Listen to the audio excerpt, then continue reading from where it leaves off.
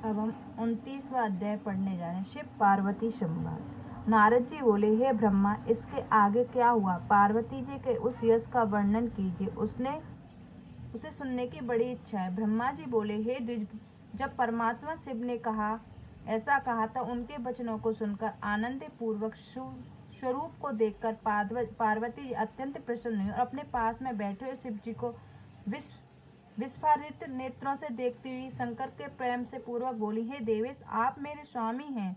क्या आप जिस हर्ष से दक्ष का यज्ञ विध्वंस किया था वह बात भुला दी? हे देवेश, आप वही हैं और मैं भी वही हूँ। अब देवताओं की कार्य सिद्धि के लिए जो कि तारकासुर से दुखित हैं, मैं मैना से उत्पन्न हुई हूँ, मैं महेशान हूँ। यदि आप मुझ पर प्रसन्न हैं तो दयालु, तो मेरा यह वचन पूर्ण कीजिए। आप मेरे पति हैं। अब मैं आपकी आज्ञा से पिता के घर जाती हूँ, वहाँ से आपका विशुद्ध यश प्रसिद्ध किया जाएगा। हे नाथ, उसके लिए आप मेरे पिता के हिमाचल के पास जाइए। आप तो लीला विशारद हैं, इसलिए बिच्छू होकर मेरे पिता से मुझे मांग लीजिए। संसार में अपने यश की प्रसिद्धि के लिए आप ऐसा कीजिए जिससे मेरे पिता का गृहस्थ कर्म तो सफल हो। मेरे पिता आपके वाक्यों को अवश्य सफल करेंगे। पहले जब मैं दक्ष के यहाँ पैदा हुई थी, तब मेरे पिता ने शास्त्रों के अतिरिक्त विधि से आपको कन्यादान दिया था। उन्होंने ग्रहों का पूजन नहीं किया था, जिससे वह विवाह सच्छिद्र ही रहा। हे महादेव जी, अब देवताओं के कार्य के लिए आप मेरा शुद्ध रीति से विवाह कीजिए, जिससे मेरे पिता को भी विज्ञात हो जाए कि मेरी पुत्री ने अच्छी तपस्या की है।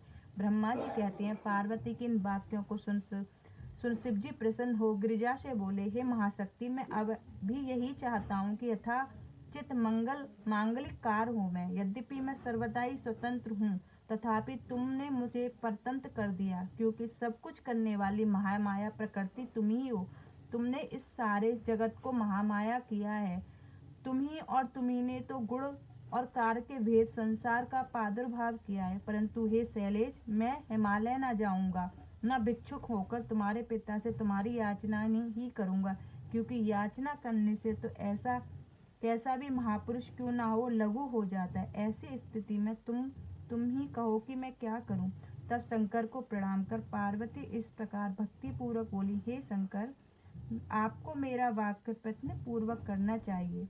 आप मुझे मेरे पिता से मांगकर मुझे सौभाग्य दीजिए।